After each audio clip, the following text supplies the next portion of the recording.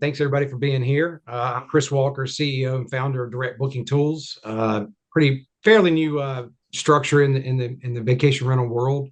About 4 years now we've been in business, and we love what we do. And part of what we do is increase, your direct booking mix for your company. And an interesting fact about that, and the whole reason we built this company is because I was sick and tired of beholding to the OTAs. While I do like to market on those platforms, there's certainly a need in our market. They do us a lot of big favors in getting the word out about our industry. But unfortunately, according to key data in 2024, we were at like 28% direct bookings, and now we're at like 24% direct bookings as a group across the nation. So we're losing even more ground against the OTAs.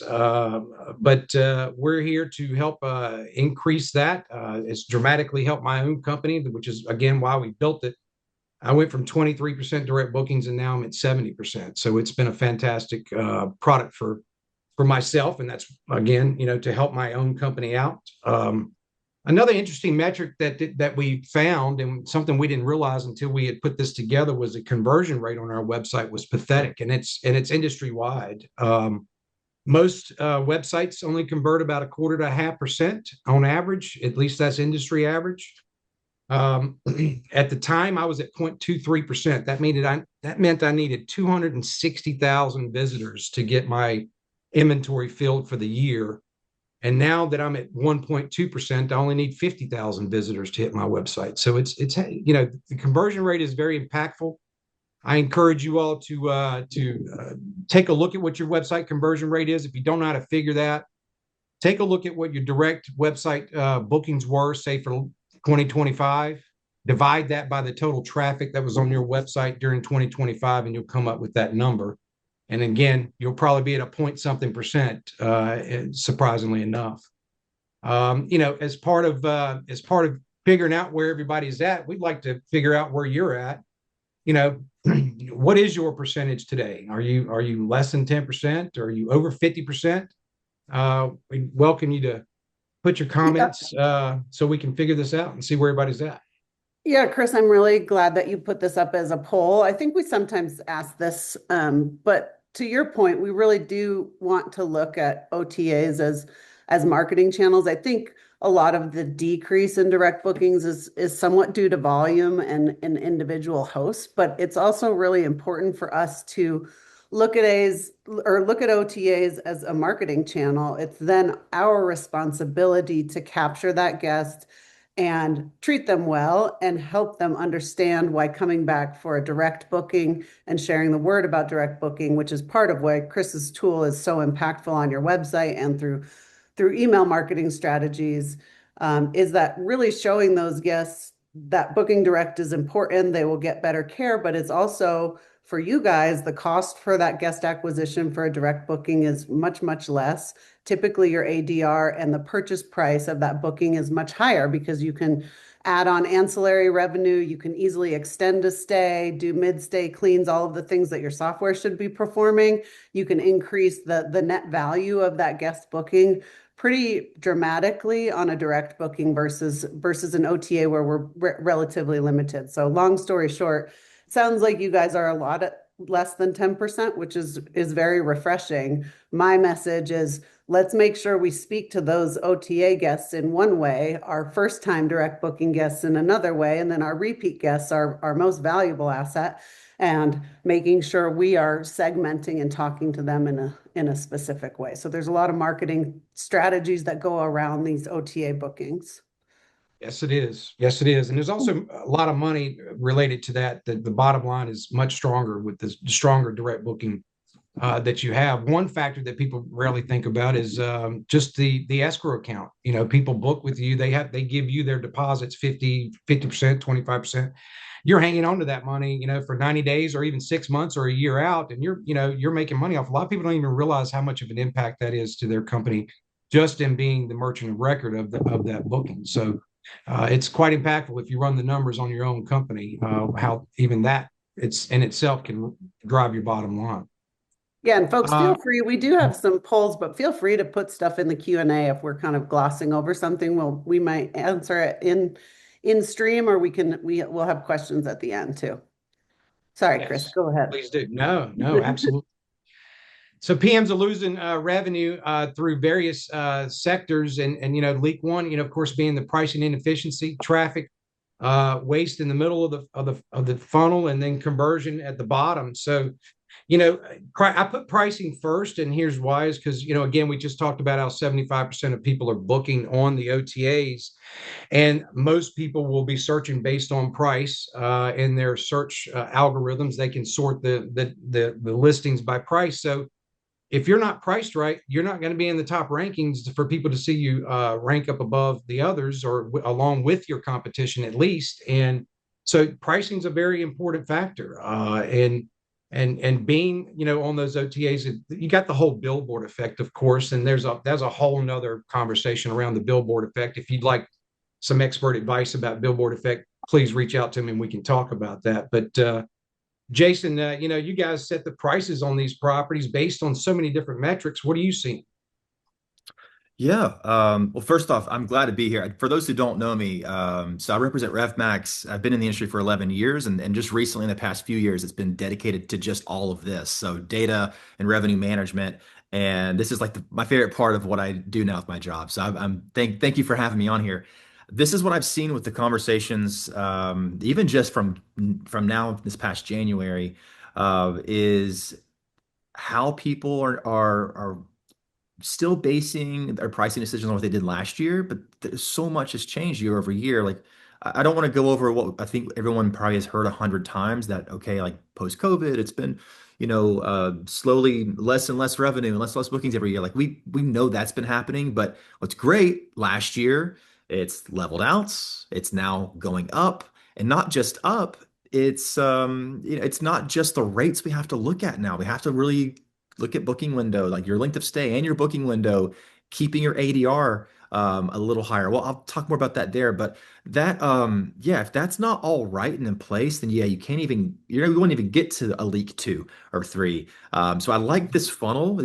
I'm very visual, so this makes a lot of sense to me. And even more so, I love that first slide with the circle because yes, it does start with pricing, especially when you're going live with a new unit or you just feel like you're implementing revenue strategies for the first time. But once you go through the conversion of your traffic, then conversion, then it all becomes equally important because then your pricing could be great, but if you don't have the traffic, you won't have the conversion. Or let's say your pricing and your traffic's amazing, but there's some friction on the conversion side, and you really can't have one without the other at that point. Yeah, I think that's super good, Sure. Jason, because for us, we talk a lot more about bringing your revenue management closer to your marketing, and that's where traffic waste can come in. It can come from just general marketing. To me, what traffic waste means is I have not positioned my website well to meet my ideal customer profile, my ICP. And so to me, that is I need to have the appropriate landing pages, my luxury units, my economical units, my pet friendly units.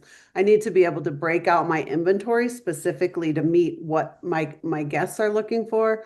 The second layer to that is just general layout and best practices for a booking flow. Like the less clicks, the better. I shouldn't have to say that.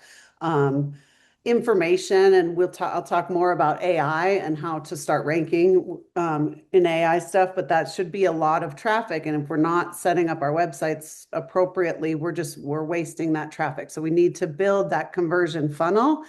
And then conversion failure, Chris will talk a little bit more about, but traffic waste is a big thing because there's a lot of users coming to your website, and it's really our responsibility to continually evaluate, click around, practice a booking like once a week at the very least to see how your guests are experiencing your own website, make sure things are accurate, all of that stuff.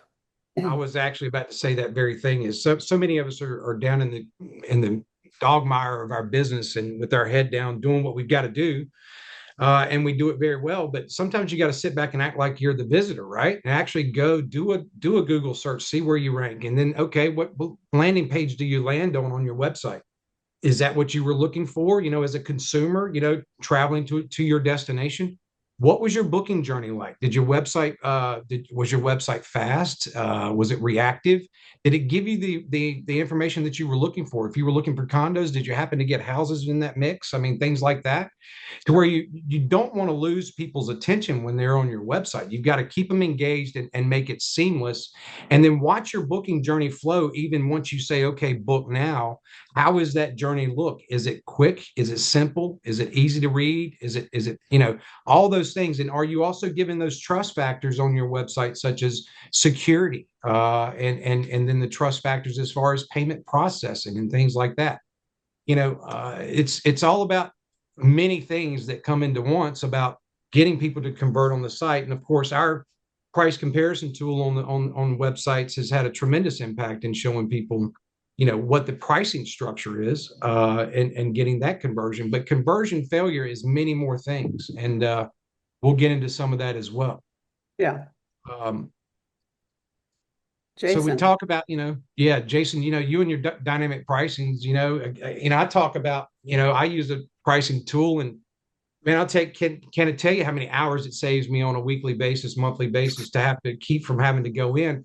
You build it out right, and you trust that that's going to follow the market. Because again, if you're not in the market at the right price, and things shift quickly, whether it's due to high demand or low demand. I mean, look at, the World Cup's coming here this year. Of course, that's high demand. That's easy to peg. But what about the times when it's not as busy as you think it should be? What if, again, Easter moved, another week, or this or that? And those are all things, but you got to have a system that tracks that and sees where those numbers are peaking at in order to drive those revenues up or down in order to get the conversion, right? Yeah, are you pricing yourself too high? Or are you leaving money on the table? And yeah, it blows me away that the companies I'll meet with that are still doing this manually. This is, I mean, yeah, dynamic pricing tools for our industry, pretty, not that long ago, man. Just had about a decade ago, they really started coming on the scene. But even, before 2020, there wasn't even a ton of data.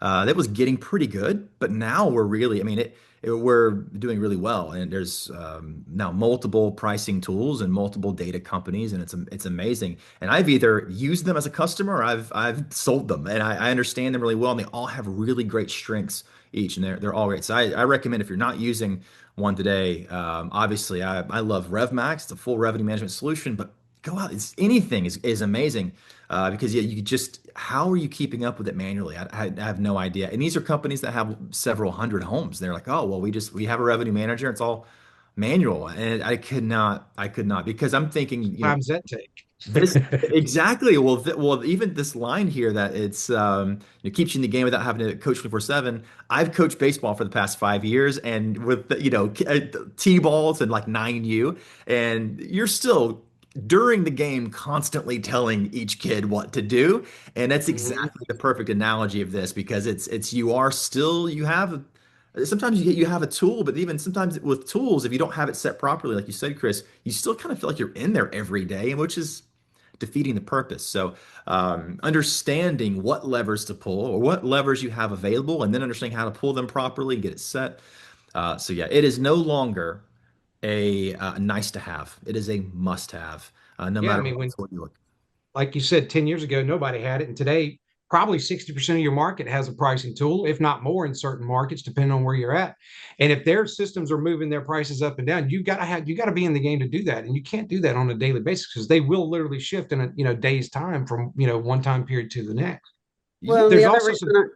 the other reason Go I ahead. really like it is because this will free up your revenue managers to be more strategic, right? So if you configure Absolutely. your dynamic pricing tool, then we can be extremely proactive on where are our soft weeks, where do we need some pickup reports, things like LSI to it. We've got a lot of tools to tell us that. You hand those reports over to your marketing team, you hand what your strategy. We're looking at October this year, we're really soft. Let's do, and your marketing team develop some creative. Why should you go to the Outer Banks in October? Like pushing that messaging way ahead of the game, that proactive, I call it like or signal-based marketing. There's a signal that's happening within our revenue management strategies that needs to Right. that signal needs to get over to marketing to pull a lever. And it's not overly complicated, but it's very effective because you're getting high intent traffic, right? Those people saw October. We know we've got availability in October. So the conversion rate increases when you're doing kind of high intent marketing that's tied to revenue management strategies. And people feel like So dynamic pricing tools. Oh, sorry, Chris. I just said no, no, go it's ahead. Yeah. just the algorithm part. Oh, it's the algorithm that's moving the rates up and down. Like that's just a piece of it. Right. Like Right. there's so much more to go into, and the majority of the industry, they're not even large enough of a company to have a full-time revenue manager or even a fractional revenue manager. Hmm.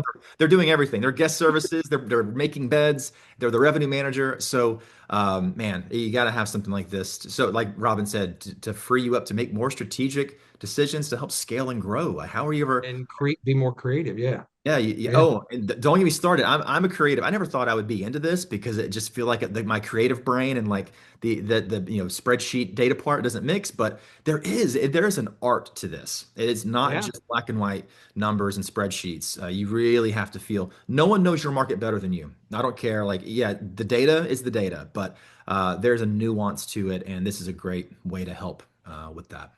Yeah. Well, I picked No, up from Robin's comment about the Outer Banks in November or whatever. It's cold. It's not a happening season, but look at what like Amazon did with Prime Day. In March. They created a holiday on a Monday or whatever day it was, and they just put a Prime Day out there, and they sell an extra, I don't know, $100 million worth of product in one day because they created a day out of it. That's the type of creativity that companies could be doing in these, shoulder seasons to drive people to their markets and get things going. So, yeah, uh, there is a direct booking day in the fall, and like a cyber Wednesday or cyber Friday or whatever it is. And yeah. there are customers that I see that are attending this webinar that have done bananas business off of those initiatives. So, Hmm. and there's always a Yeah. reason For to those vacation. too. Like if I couldn't afford to come to the Outer Banks in July or August, why would just because it's a little bit colder, a 5 night stay with my kids in a big house is Still gonna have it a could great be time. really attractive. So that's kind of Yeah. also brings into that website piece, Yeah. and it goes beyond SEO and AI, which is content, very actionable content.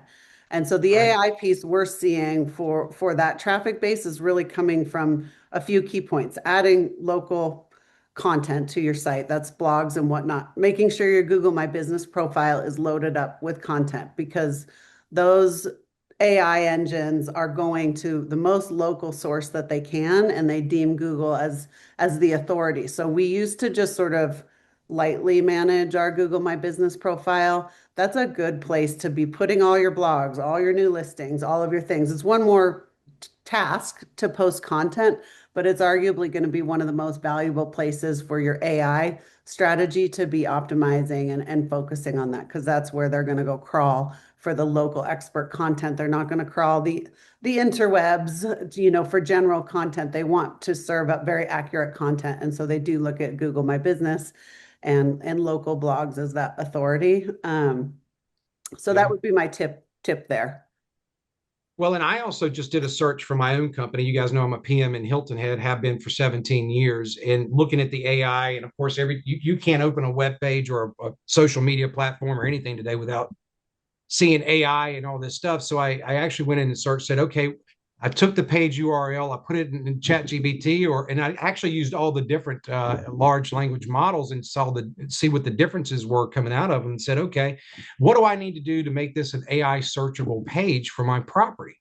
And it's interesting what it spits out. It goes into all these things, and it talks about experiences. And then of course, the language you use on your site today is a more experience type language, and you need to answer questions for people. That just imagine when people are visiting your area, like Hilton Head is a big golf area. I've got to have a lot of stuff about golf on my website, and questions about golf and questions with answers. Another thing was always have a Q&A on your pages to again make it relative to the search, the AI search bots. And then schema is another thing that is confusing but is what it is. And you got to have some schema on your site. And there's a lot to it, but there's things you can do with using the AI to figure out how to get on the AI searches. So I encourage you to take some time to figure that out as well for yourselves, and get your head in that game.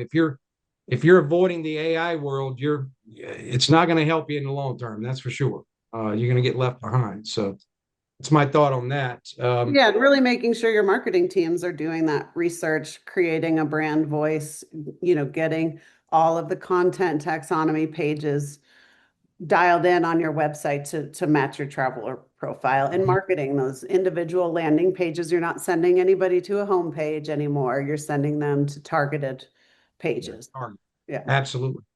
I love this little quote I found. It says, guests don't trust you less than OTAs. They just verify you more. Mm.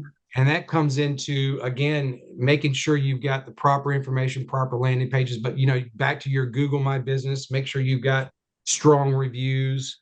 You've got to give people and again, safety and security on your site. That's a big thing. People want to make sure that, especially if you're a smaller operator like I am with only 25 properties, you got to make sure your website security itself is there, but also, talk about how you use professionally managed PMS systems, and how you use a professional credit card processing system and things like that. You got to convince people, no one trusts anyone today. Everybody's got questions about things. Why are you selling me this? And you got to figure out if you're really being sold or if you're actually dealing with a true partner and getting what you're looking to buy. Same thing in the vacation. For those that don't know, in this image here that Chris has provided, this would be on your website. This is a script that Direct Booking Tools would hand over to your web company. You could put it on your property details page so that when the guests search dates, they actually get a real comparison, and it's incredibly sticky.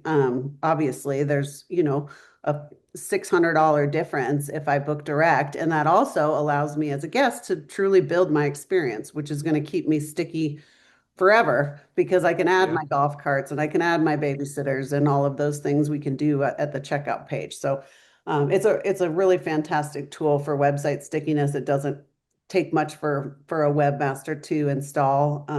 So I encourage everyone to look at it. It's just one service. Yeah.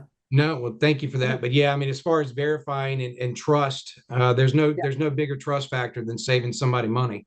Yeah. If somebody can save $600, your trust factor just went up through the roof. And not only that, you get the conversion rates up on your site, but you also get the repeat business. Those people know now that they can come back and save money by booking direct. I had Ms. Jones, if you will, that stayed in one of our properties for 10 years. She was a repeat guest every year. She kept booking on an OTA. I'm like, well, Miss Jones, why do you keep doing that? Well, I just love them so much. I just love them. They're great. I'm like, well, I'm sure they are. I was like, and then I put this on my site, and for the last 4 years, she has not booked with the OTA. She's come back to book with us. So people just don't know, what it is, and those companies have to make money. They're marketing firms, and that's okay. But we're just about price transparency and honesty, and that is what's going to drive your trust with your clients, no doubt about it. Well, Chris, I haven't told you this yet, but this was years ago. This was your very first conference ever when I came across Direct Booking Tools. And I was like, well, that's self-explanatory. Love that. And then I saw this image of this little tiny rectangle, and I forget if it was you or someone else that showed me where it would sit. And I just sat there and I was like, yeah, that I haven't seen this before. It's just so simple. I was like, this solves the problem, because where we talked about the verification, and so they're going to look at, do I trust this person? Do they have reviews? Do they have badges that make me feel warm and fuzzy inside, that make me feel like they're certified in some way or professional? And then what they're going to want to do, because we all know there's 5 or 10 different tabs. We're going, well, let me make sure they're legit on Airbnb, or let me just see that what the price would be on Airbnb versus this. Well, I don't have to anymore. You solved that. So Rob, you talk about stickiness. Like, this is so simple and so powerful. And anyway, good work. I haven't told you that, but I was impressed immediately just with the whole brand and how clean this was. Yeah. Simple but effective. Doesn't have to be complicated. Not everything has to be complicated to be successful. So let's move on. We got another poll: pricing strategy. What are you currently how are you currently setting your pricing? We'd like to know, are you doing manual? Are you doing basic dynamic pricing, advanced tools? Or are you not really sure what you're doing? If you guys take a minute and give us your feedback on that, we'd just like to know where you're at. how many, it's interesting to see just what that percentage would be of people in the call here do use one versus those who don't. I don't really know what the market dynamics are, but I feel it's strong because I see a lot of it in Hilton Head anyway, as far as a competitive market and seeing these on the other property managers' websites. Yeah, What's most your guess? they've wised up, like especially post COVID, where they were like a little iffy, where they're like, well, now I can no longer. I have no idea what's going on in my market anymore. It's turned upside down. So I think most people that I speak to have something or have had used something in the past, and but I would love it. I'd also love to treat this just like Instagram or TikTok Live. Like I know we're doing the polls, but please, like if even if it's not questions in the comments, like I think we all have it pulled up. Show us a success story. I'd love to hear what you're using and why, like, who you're using and why, and so yeah, I would love to know even more details. What is it? So it's 46% On basic, 46 on on base. advanced. Okay. I would also Okay. be curious to know your definition of because I have an idea. There are some great tools out there that maybe are really good at certain things, and there's some that have more advanced features. And also the what was the do we still have the poll for those who have a are doing manually? Okay, 8%. Yeah, wow, interesting. Hmm. Yeah. I So think we're yeah, going I to mean, dig into some of that next. Yeah. And all if you're right. one of those 8% of people, yeah, like don't be shy. We're all family here. If you can even Yeah. let me know, and Rev Max all the way. I love, Yeah. I There love it. you go. We didn't pay There you anyone go. to do that. Yeah, Yeah. Got some cheerleaders. Love that's it. great. I love it. So, kind of back where Jason was talking about early on, this is a flywheel. If you get your pricing right, you attract the right traffic, you have the conversion layer, it becomes this circle that works together, right? And it's important. And no one component is more important than the other. They're all equally important into getting your business off the ground and actually running a smart business versus a business that relies on a third party company, to make you successful. Because when you're doing 75-80% of your bookings or even 90 or 100% on the OTAs, you don't have a real business, and the value of your business could be detrimental because when they change their algorithms and do things, you got to go along with them. That's why that was a big thing with me when things started shifting with the OTAs, that I had to do this, I had to do that. I'm like, oh no, I don't. I got to change this. I got to figure this out. So but Jason, some of the things we're talking about with smart pricing, you and I were talking yesterday, and some of the cool things with more of a dynamic pricing tool is like gap nights and things like that, being able to really drive those additional revenue streams when you've got a day or two in between in between stays, or various things like that you guys can actually help fill in, right? Yeah, that gap nights I think are the toughest thing for those who I meet with that aren't using a tool at all, or have something even in their PMS that will help them fill some sort of gap, or at least send an email to an existing guest. Hey, do you want to stay an extra night? We'll give you a discount. But yeah, that's a tough one. So smart pricing now it's not really figuring out what the rate is. The rate, like like I've even seen on the poll here, most of you are using something, you've got something that's going to get you close to what your market's demanding. Length of stay has changed a ton. It's gotten shorter and shorter. When I started, it was 5 to 7 nights, or even probably a little bit more. And I live in Florida. I'm in Orlando, so we see a lot in the beach markets, but especially near Disney.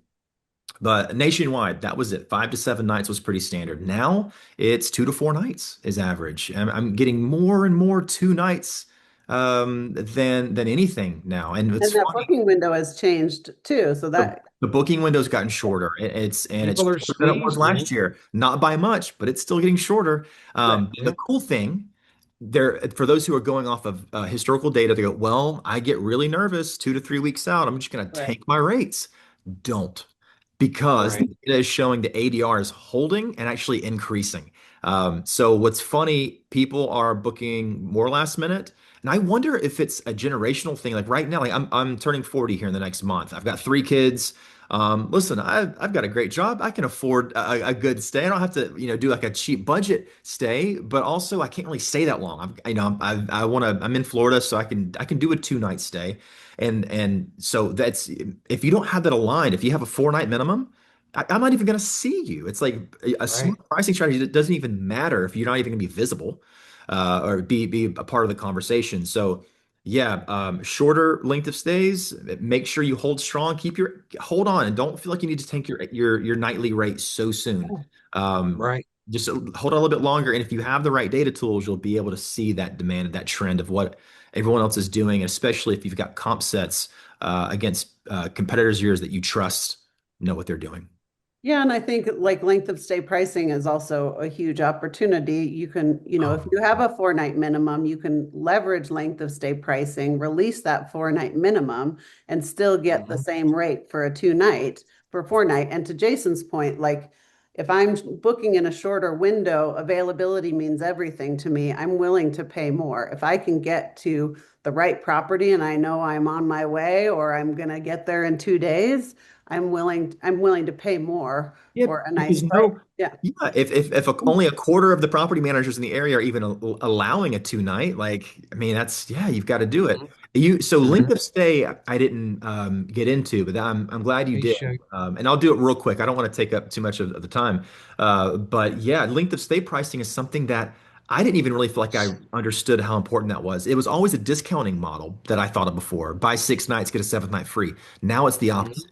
where Right. you can Mhm. say, Mr. Smith, who's your owner, who's really picky, you don't want me to do a 2 night because you feel like it's the wrong demographic or they're going to party. I'm like, no, I'm going to leave your home probably cleaner than I left it. But now you can do 2 night stays for 3 or 4 nights of revenue that Mr. Smith wants. And yeah, we can get into that at a different time. But so many different strategies besides just an up and down of an algorithm. Yeah, and we do have a question, but I want Chris to kind of talk through the data and we'll see where we're at. Andrew, Jason can answer this one-on-one with you really well, or we can try and answer it Okay. at the question section. So, Chris, take us through this. What are we looking at? Yeah, I mean, we were talking, this is a slide further down, but we were talking about length of stay, and that was a big thing with our product is every time it fires on your website, we collect that data and report it back to you as a property manager. And you can see here, I pulled this next April, or April coming up, that's my next month. So I look at, okay, what's the demand factor shorter in the window, booking window? Where am I lacking in traffic? What's the demand factors on how many nights people are looking to stay? It's certainly, generally speaking, less than 7. What are my, so I have to go into my system and say, well, where am I at? Am I still at 7 nights on certain periods? So I should bring that down to 4 so I can get better conversion rate. So we're giving you the data back that is actually happening. This is customer intent on your website, not market. This is your website. So we're able to show you what the demands of people are that are visiting and how long they're looking to stay.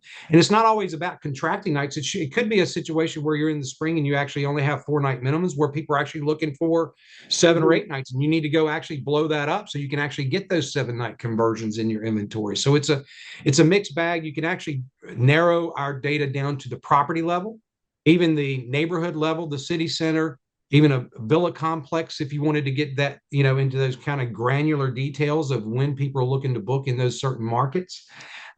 So this goes right along with what we were talking about, minimum night stays, and so this is your actual customer intent on your website. This comes along with our what we built because we felt like we needed to give some data along with the front end products. So just Yeah, wanted to and show that making real sure quick. that this is just a great picture of what your customer profile is and what they're looking for. So that the response there would be, now, does my website meet these needs? And are my booking rules meeting these needs?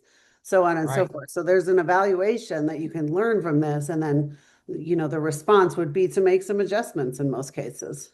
Yeah, Yeah. absolutely.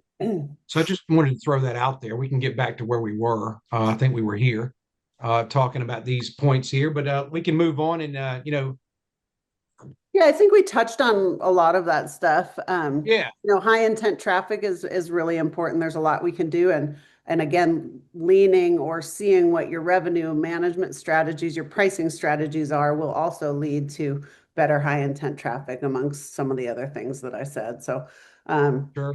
what understanding I the like consumer. more about this is that reinforcement loop, which to me is email marketing and communication. And I think you Yeah, show a really good tool next, which is this yeah. is a great thing to show guests who didn't make the purchase decision what they would have saved. They might not have seen the widget on the website or whatever, but email is such a powerful conversion tool because this requires little to no reading. Whereas if I'm on the website, there's a lot of information about the property images, and I may not have quite digested what the savings tool would have been. This is a great 1-2 punch.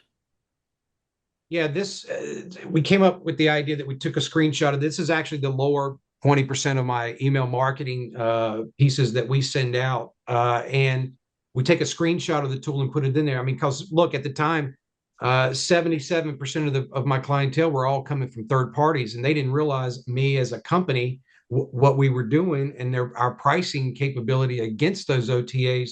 So when you throw this in there to 75% of your database that you've got, I mean, certainly everybody, I think everybody's doing email marketing. If you're not, that's crazy because it's the cheapest form of marketing you can do.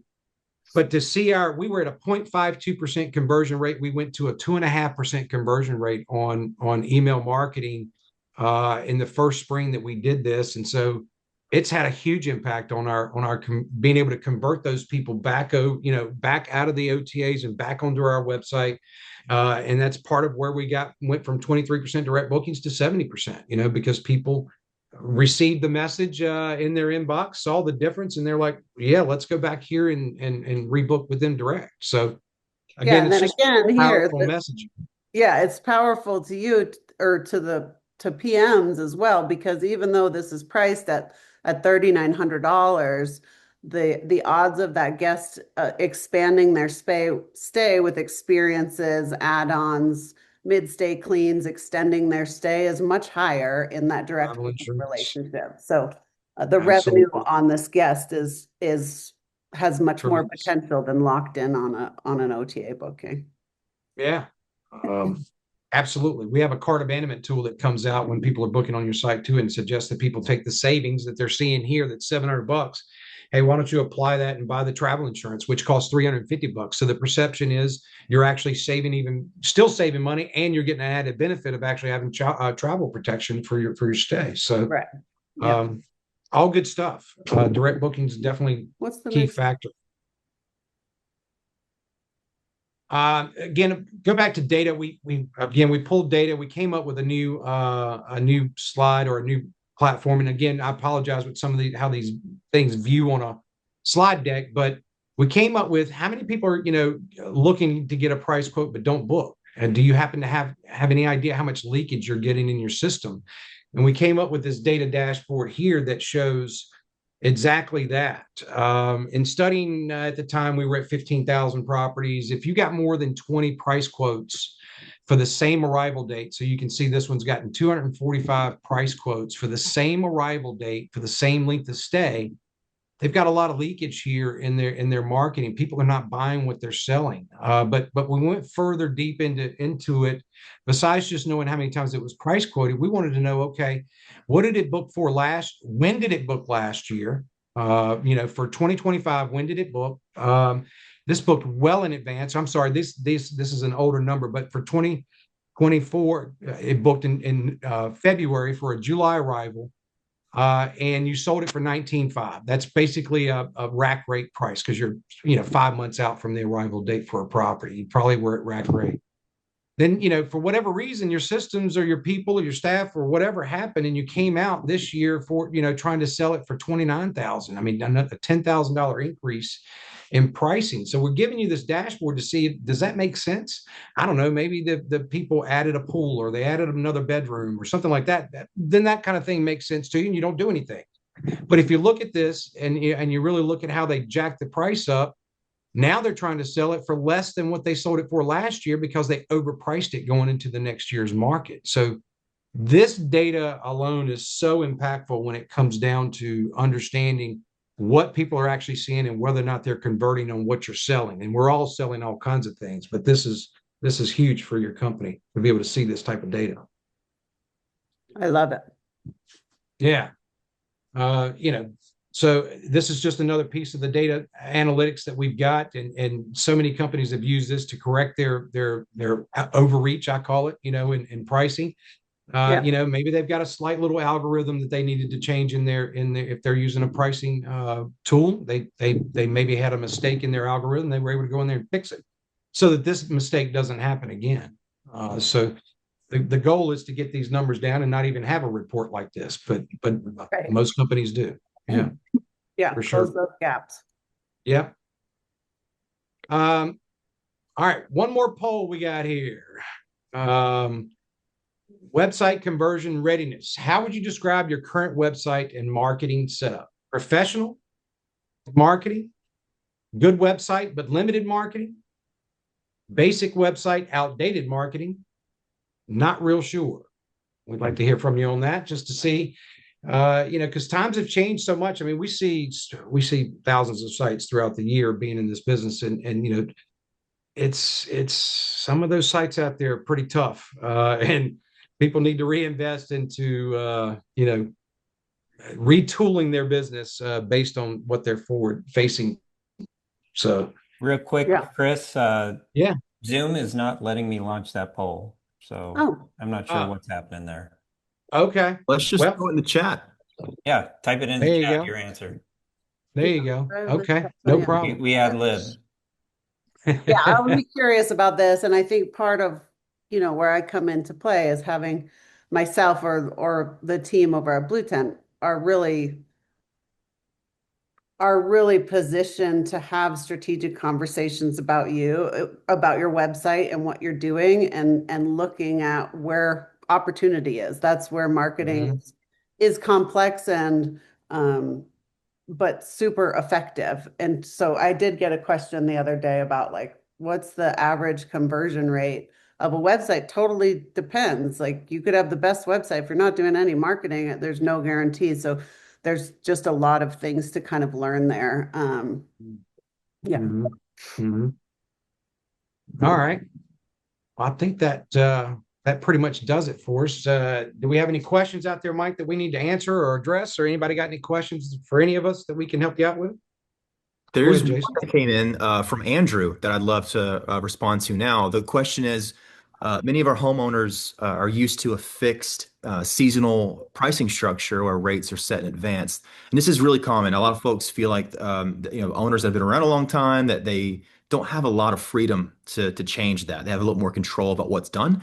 And the question is, what's the best way to transition them to a more dynamic pricing model? How do you build the trust and buy-in when rates start to fluctuate based on demand?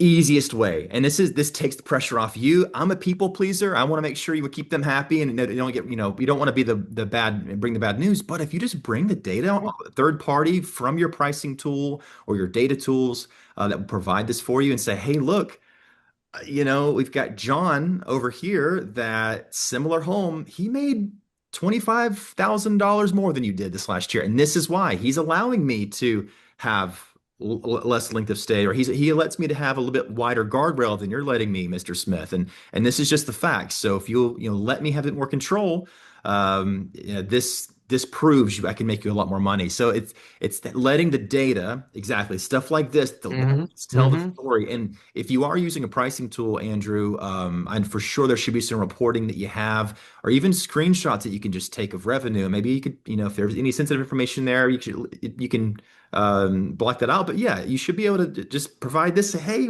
if you want to know, black and white, this is what you could be making, and here's some reasons why.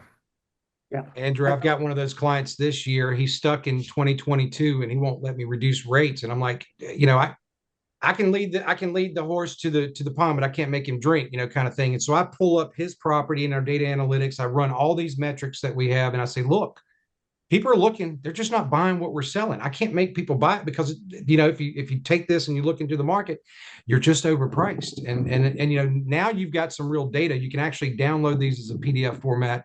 They're not in this format. This is just slapped together for this presentation, but there's some real good data there. And I sent him all that stuff, and he's like, okay, drop it $1,500 a week. Okay, that's a start. Not what I asked for, but I got half of what I asked for. So that's a great question. Well, I think the only things I wanted to mention to the group, I know we're a little over time, but we will all be at VR Nation at the end of April. If you're not attending, I would definitely encourage. We're bringing a great team there. We're also rebooting our Rise and Shine sessions, which are going to be extra powerful this year. We've sort of reworked the content and the approach. They're going to be more interactive. A lot of cool things. We'll be in Myrtle Beach on April 27th, Pigeon Forge on the 10th of June, and then Breckenridge, Colorado on August 5th. So I hope you come see us out on the road. We've got a great group going there too, and a lot of good things to get out of it. Totally free. And we hope to see you. And don't forget Streamline Summit also September 15th to 17th in Orlando, Florida. We'll be opening registration soon, and Direct Booking Tools will be there as a back-to-back platinum sponsor. So we appreciate their support Yeah. of the event.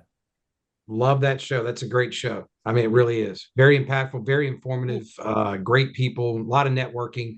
There's no pressure around being there. It's everybody feels very comfortable and everybody gets together and actually tries to work to help each other out. And that's what I love about it. It's a great show. Just as Roxanne, a I'll last reach little out to thing, you. Yeah. I'm sorry. No, go ahead, Chris. You can do this. Yeah, just as a last little thing, I mean, we, as a company, we, being an operator, been in the business for almost 20 years, having technology, I even run a real estate company. I understand this ecosystem, that you need to have in your business. If at any time you want to have a direct booking performance review, I'm happy to sit down with you, talk about the billboard effect and other things, and look at your website, look at your distribution to the OTAs, help you any way that we can. You don't have to buy my product. I'm all about helping people. That's my big win in life. I focus on other people's success. And as a bonus, if you guys are interested in our product and you mentioned Trifecta 50, we'll give you the first 3 months 50% off, just to give a thank you for attending today and appreciate your time. And we do appreciate it. And good luck in all your direct bookings for 2026. Thanks everyone for being here. Thanks, Chris, for having Jason and I. This was a fun conversation. It's fun. It's great. No, thank you guys for helping out. Absolutely. Thanks, guys. Really appreciate it. Awesome conversation. Leaving this up in the screen for another couple seconds so people can get the information, take a screenshots. But Jason, any last words on your end?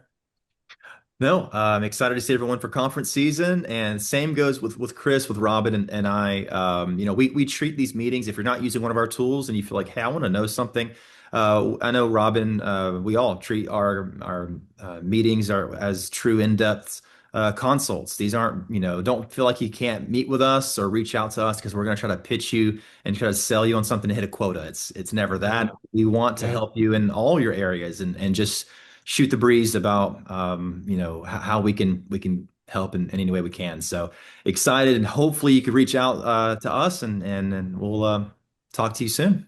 Thanks, everyone. Thank you guys. Appreciate you. Have a great day. Thank you. All right. Have a great rest of your day. Bye. All right.